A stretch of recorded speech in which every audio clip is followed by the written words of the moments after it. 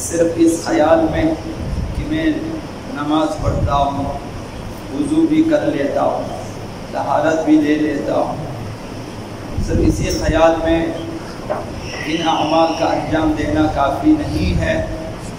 ہر دن اپنے ان اعمال کی صحت کے بارے میں دقت کرنی چاہیے کہ صحیح ہیں یا غلط ہیں۔ یہ انسان کی ذمہ داری ہوتی ہے ہمیشہ۔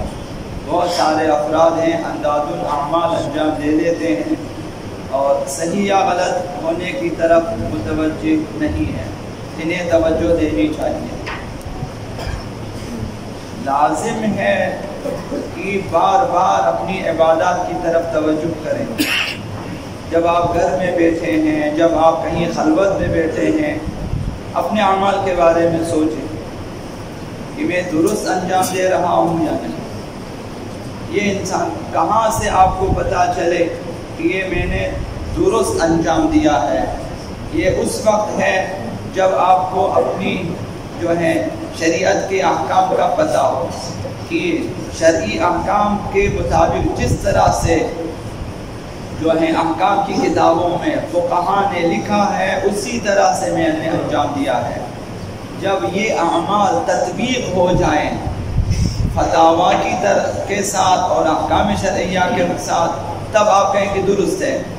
اگر کوئی بھی دلیل نہ ہو آپ کے پاس کہ میرے اعمال درست ہیں، پھر آپ کو نظر ثانی کرنی چاہیے۔ حد اقل دلیل یہی ہے کہ جس مرجع تقلید کی میں تقلید کرتا ہوں اس کے فتاویٰ کے مطابق یہ آپ کو اطمینان ہونا چاہیے۔ مبطلات نماز کے سلسلے میں عرض کیا کہ جیسے دوسرے مکاتب اسلام میں رائج ہے سورہ حمد کے بعد آمین کہنا، ہمارے ہاں یہ مبطل نماز میں سے ہے، مبتلا نماز ہے، نماز کو باطل کر دے۔ سورہ حمد کے بعد اگر آمین کہا نماز باطل ہو جائے گی، لہذا ہماری شریعت میں مستحب ہے مکتب اہل بیت میں کہ سورہ حمد کی تلاوت کے بعد الحمدللہ رب العالمین کہیں، ہاں آپ کی نماز با جماعت ہو یا آپ کی نماز فرادہ ہو۔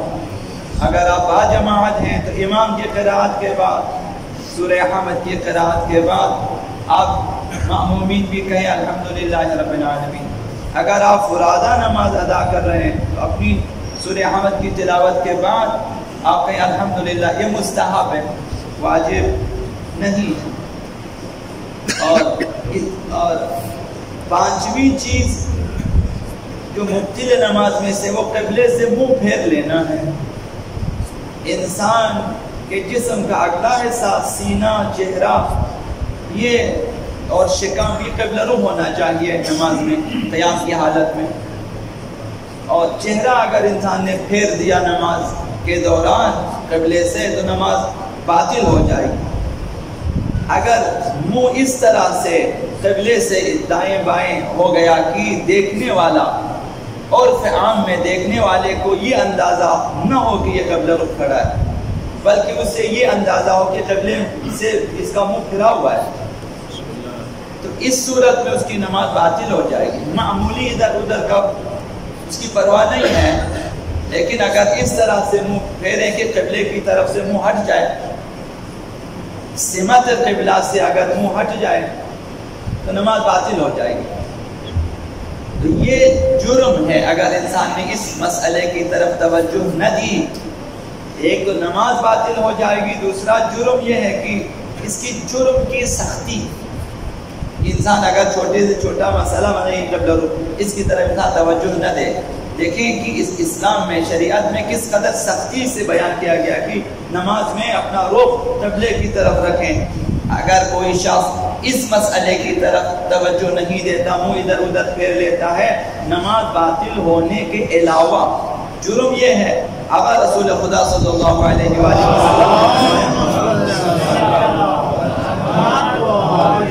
اما یخاف الذی یحول وجہہ فی الصلاۃ، کیا وہ شخص اس بات کا خوف نہیں رکھتا جو نماز میں اپنا منہ ادھر ادھر پھیر لیتا ہے؟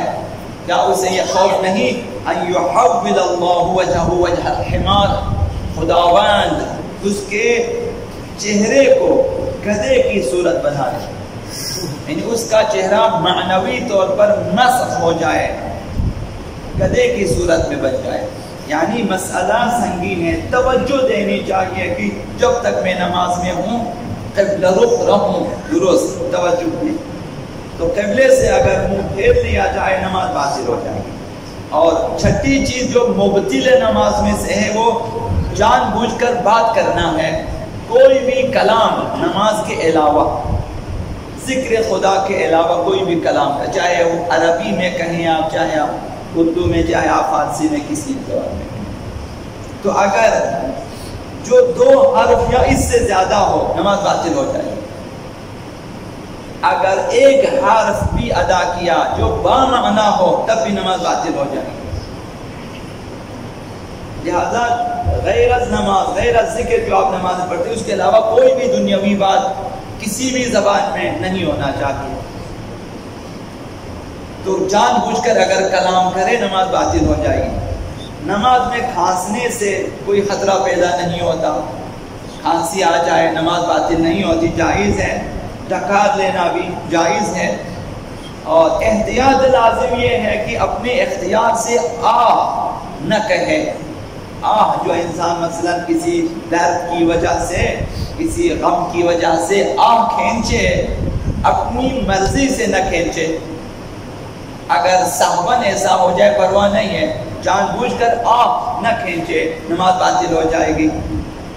نماز میں عمدن 2 حرفی کلمات جیسے اف یا آہ وغیرہ کہنے سے نماز باطل ہو جائے گی. 2 حرفی کلمہ باطل ہو جائے گی نماز. تو لہٰذا اس طرف توجہ. تو نماز میں ہمیں حکم یہ ہے کہ اپنی موت کو یاد رکھیں، نماز کے دوران مرنے کو یاد رکھیں. یہ آقا رسول خدا صلی اللہ علیہ وآلہ وسلم اذکر الموت فی صلاتک، اپنی نماز میں اپنی موت کو یاد کرو، اپنی نماز میں موت کو یاد کرو، مرنے کو. فإن الرجل اذا ذکر الموت فی صلاتہ، جب مومن نماز گزار اپنی نماز میں موت کو یاد کرتا ہے، لحری ان یحسن صلاتہ، تو وہ لائق ہوتا ہے کہ اپنی نماز کو صحیح انجام دے، درست انجام دے. چونکہ اس کو سوچ رہا کہ میں مرنے والا ہوں، یہ نماز میری آخری نماز ہے. چونکہ آخری نماز ہے تو اسے اس لائق ہونا چاہیے کہ خدا کے سامنے یہ نماز پیش ہو تو ہم رسوا نہ ہو، لہذا لائق ہونا. تو اپنی موت کو یاد رکھیں. فرمایا وَصَلِّ صَلَاةَ رَجُلٍ، اس شخص کی طرح نماز پڑھو، لا يظن ان يصلي صلاة غيرها، اسے یہ یقین ہو کہ اس کے بعد میں دوسری نماز نہیں پڑھ سکوں گا، اس کے بعد میں مر جاؤں گا. مثلا کسی شخص کو جو ہے فرشتوں نے آ کر بتا دیا ہو کہ ابھی فوراً بعد مرنے والا ہے، یا مثلا دہشت گردوں نے اسے گرفتار کیا ہے اور اس نے 2 رکعت نماز پڑھنے کی اجازت لی ہے، اسے پتہ ہے اس کے بعد میں مر جاؤں گا، گولی چلائی جائے گی اور میں مر جاؤں گا. اب وہ شخص کتنی دقت سے نماز پڑھے گا. ہمیں حکم ہے کہ نماز اس طرح سے پڑھے جس طرح آخری نماز ہے، صلاۃ مودع، الوداعی نماز. پیغمبر صاحب نے اہل بیت اطہار نے فرمایا ہر نماز کو آخری نماز سمجھ کر پڑھیں. ممکن ہے کہ آخری سے دن ہماری جان نکل جائے، ممکن ہے کہ گھر جا کے مر جائیں، ممکن ہے کہ اگلے دن مر جائیں اور نماز نہ پڑھ سکیں. تو جب ہم نے صلاۃ مودع، صلاۃ الوداعی نماز پڑھنی ہے تو پھر اس میں دقت ہونی چاہیے، اذان اور اقامہ بھی درست ہو، نیت بھی صحیح ہو، خالص ہو، اور قراءت بھی درست ہو، رکوع سجود اور ذکر اور باقی احکام ہمارے درست ہیں. لہذا کوشش کرے اپنی زندگی میں کہ اپنی نماز میں کوئی شک و شبہ نہ رہے. اس طرح تحقیق کرے. ہر گھر میں ہر شخص اپنے لیے احکام کی کتاب خریدیں اور رکھیں اور پڑھیں ضرور، اور دقت کریں کہ جو عبادت میں انجام دے رہا ہوں، جو تجارت میں انجام دے رہا ہوں، جو لین دین میں کر رہا ہوں، جو کسب و کار میرا ہے، کہ وہ شریعت کے مطابق ہے یا نہیں ہے. اس کے لہٰذا بہت سارے افراد جو ہیں سود میں مبتلا ہیں، بہت سارے افراد مثلا جو ہیں حرام خوری میں مبتلا ہیں. احکام نہ سیکھنے کی وجہ سے معلوم ہی نہیں ہے.